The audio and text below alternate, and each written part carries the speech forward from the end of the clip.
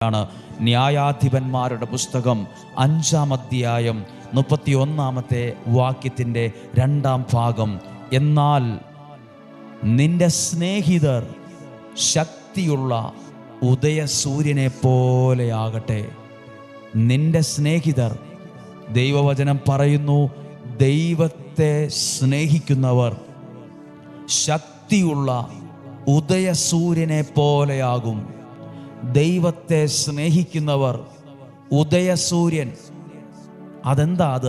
ഉദയസൂര്യൻ ഏവരുടെയും കണ്ണുകൾക്കൊരാനന്ദവും ഒത്തിരി പ്രതീക്ഷയും തരുന്നൊരു കാര്യമാണ്.